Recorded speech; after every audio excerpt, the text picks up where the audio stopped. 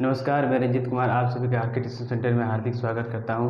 पिछले वीडियो में हमने देखे थे कि त्रिकोणमिति के सरल सूत्र यानी कि उसके फॉर्मूले निकालने के लिए सीखे थे। आज हम उसी फॉर्मूला का उपयोग करके आज उसका क्वेश्चन को हल करेंगे। तो चलिए शुरू करते हैं।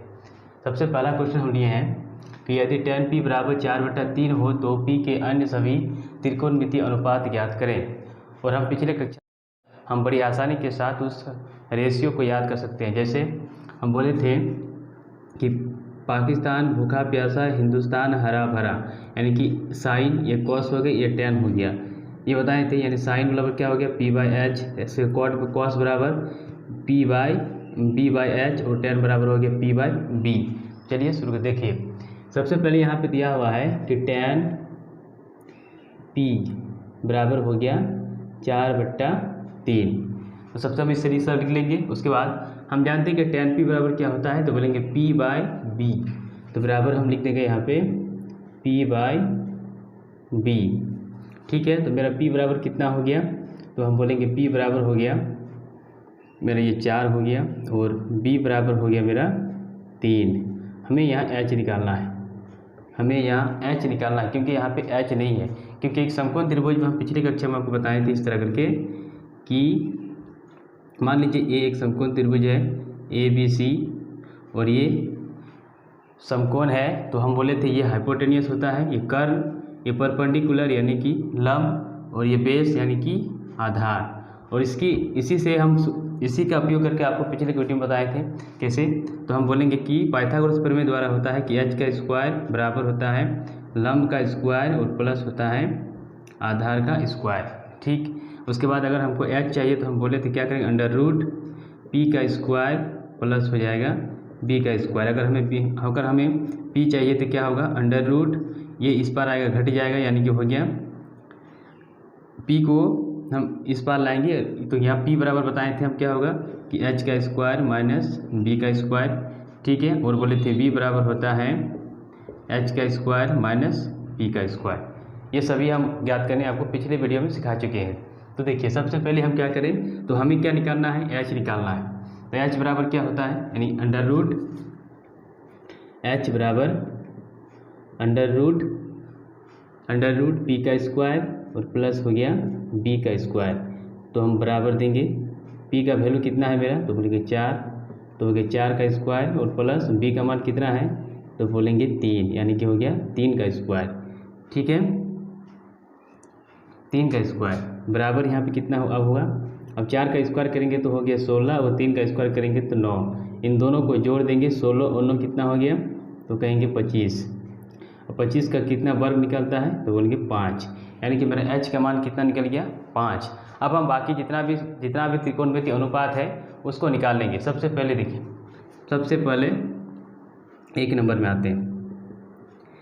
सबसे पहले tan का वैल्यू तो हम निकाल लिए हैं, तो आता है साइन, साइन p कोण पे ही निकालना है, यानी कि साइन p बराबर हो गया साइन, यानी साइन बराबर क्या होता है, तो हम बोलेंगे p/h, यानी कि हो गया p/h, यानी कि p/h। और p का मान कितना है मेरा, तो बोलेंगे 4, h का मान कितना है, तो बोलेंगे 5 निकला, तो 5, ये आपका आंसर हुआ। उसके बाद दूसरा अगर हम बोलेंगे तो साइन के बाद होता है इसका कॉस बराबर होता है क्या, तो कॉस बराबर देखिए यहाँ पे b/h, यानी कि b/h, तो b/h, b का मान कितना है, तो बोलेंगे 3 है, और बटे h का मान कितना है, तो बोलेंगे 5 है। उसके बाद तीसरा आता है, तीसरा अगर होगा तो बोलेंगे tan, तो tan बराबर क्या होता है, तो tan बराबर हम बताए थे, यानी कि tan p, सॉरी यहाँ p कौन होगा, tan p बराबर होगा tan जैसे कि p/b, तो p/b, p का मान कितना है, तो p का मान यहाँ पे देखिए p का मान 4 है, तो 4, और b का मान कितना है, तो p का मान यहाँ पे 3 है। यही वाला यहाँ पे निकाला हुआ था। अब इस सभी का इसका जो इन्वर्स होता है, यानी कि साइन कॉस और tan का जो इन्वर्स होता है उसको हम ऐसे ही याद कर सकते हैं, कुछ नहीं करना है, हमें सिर्फ उसको ऑपोजिट यानी कि उल्टा कर देना। जैसे साइन का ये चौथा नंबर पे अगर लिखेंगे तो साइन का उल्टा होता है कोसेक्स, तो हो गया कोसेक्स p बराबर क्या करना है, ये क्या होता है h/b, P/H, इसका उल्टा कर देंगे तो क्या हो जाएगा H/P, यानी कि बराबर कितना हो गया आपका, ये उल्टा कर दीजिए, यानी कि ये हो जाएगा 5/4, 5/4। चौथा 5वां नंबर में क्या होगा, यानी कि कॉस है, कॉस का उल्टा हो जाता है, कॉस का उल्टा हो जाएगा क्या, सेक। तो सेक का हम क्या लिखेंगे, तो लिखेंगे सेक P बराबर ये यहाँ पे B/H है, तो इसका उल्टा हो जाएगा H/B। इसका वैल्यू भी ऊपर नीचे कर दीजिए तो 5/3, ठीक है। उसके बाद tan का उल्टा क्या होता है, तो tan का उल्टा होता है cot P बराबर क्या हो जाएगा, tan का उल्टा है P/B, अपोजिट कर देंगे तो क्या हो जाएगा B/P, तो बराबर हो गया, ये है 4/3, इसका हो जाएगा 3/4। तो इस तरह करके हम क्या करेंगे, ये इसका आसानी से किसी का भी रेशियो यानी साइन कॉस टैन इसका अगर निकाल लिए तो उसका ऑपोजिट कर देंगे तो बाकी उसका निकल जाएगा, जैसे कॉसेक्स, सेक और कॉट, ठीक है। इस तरह करके निकाल लिया। अब हम एक क्वेश्चन और चलते हैं जिसमें अलग अलग कोनों पे हम देखेंगे कि अलग अलग कोनों पे किस तरह का उसका रेशियो निकालेंगे किस तरह से। तो चलिए शुरू करते हैं। सबसे पहले इसको आप स्क्रीनशॉट ले लीजिए। अब हम इसको मिटा देते हैं। अगर यही क्वेश्चन दोबारा हमको पूछा जाए, क्वेश्चन आपको हम यही रखते हैं, सिर्फ उसका ये बदल देते हैं। जैसे अगर इसी क्वेश्चन में हमको बोला जाए कि यदि tan P बराबर 4/3 हो तो P के नहीं हो तो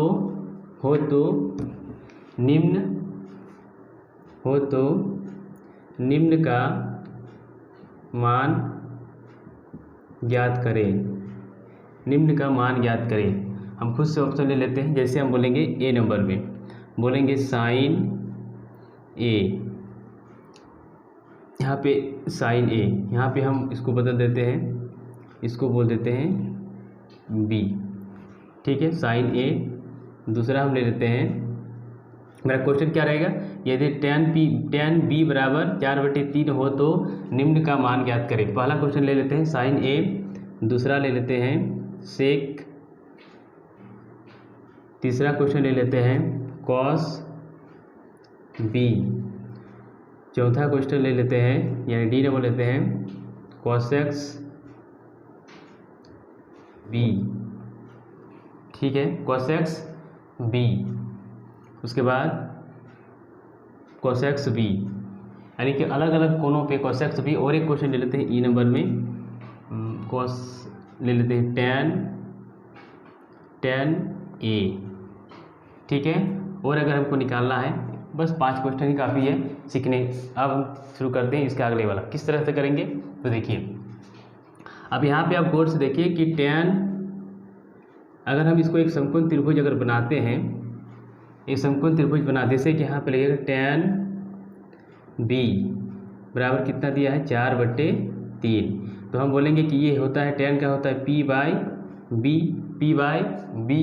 तो P का मान कितना हुआ है, तो P का मान बोलेंगे 4 और B का मान हम बोलेंगे 3 दिया हुआ, हमको H का मान निकालना है, ठीक। अब हम H बराबर क्या हम जानते हैं, H बराबर होता है अंडर रूट क्या होता है P का स्क्वायर प्लस B का स्क्वायर, तो हम आराम से निकाल लेंगे। P का मान कितना हो गया, यहाँ पे P का मान हो गया 4, यानी कि 4 का स्क्वायर और प्लस यहाँ पे हो गया 3 का स्क्वायर।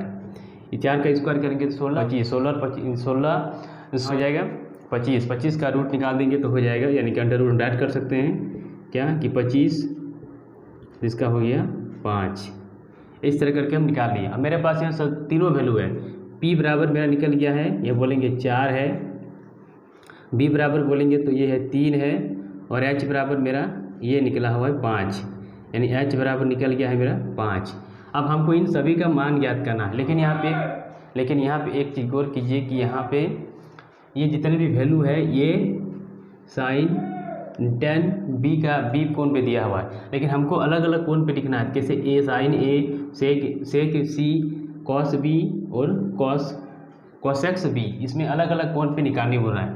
तो इस जब अलग अलग कोण पे आपको निकालने के लिए बोला जाएगा तो सिर्फ हमको 2 ही ऐसे बातें याद रखना है, और किसी भी कोण पे दे तो हम बड़ी आसानी के साथ निकाल सकते हैं। वो क्या है देखिए, जैसे अगर आपको बोला जाए सबसे पहला बात आप याद रखिएगा क्या कि 1 नंबर, आप इसे चाहे तो नोट भी कर लें। जैसे हम इस तरह का अगर क्वेश्चन आपको दिया था तो आप सबसे पहले इसको क्या हम बोलेंगे कि जैसे हम बोलेंगे कर्ण का मान कभी नहीं बदलता है। किसी भी इसमें कर्ण का मान कभी नहीं बदलता है, ठीक है, आपको ये याद रखना है।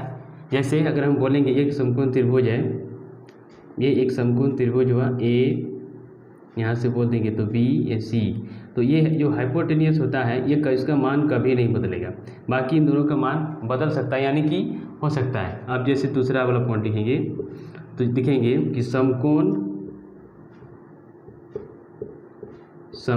को छोड़कर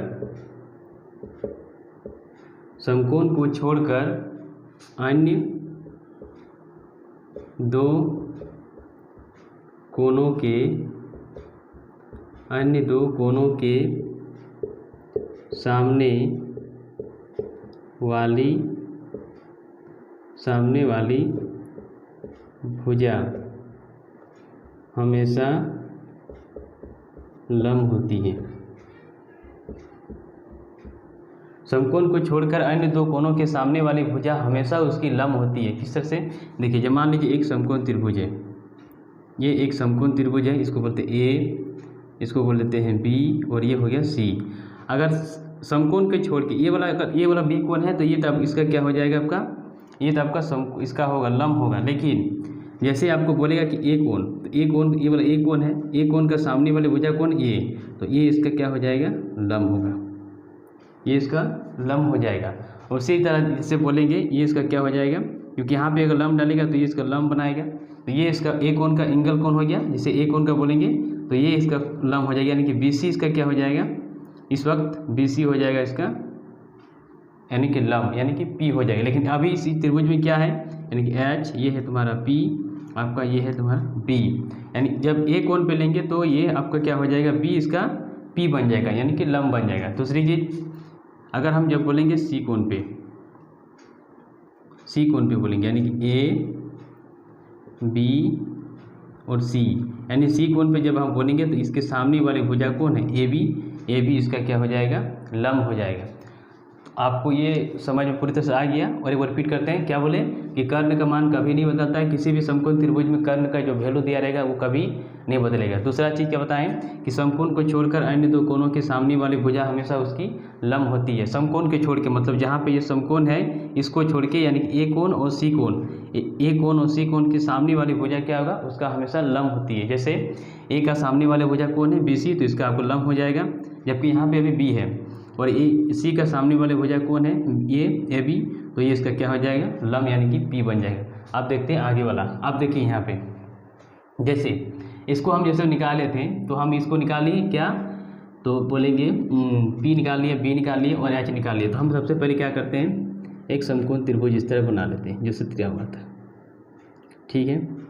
ये हो गया ए, ये हो गया बी और ये हो गया सी।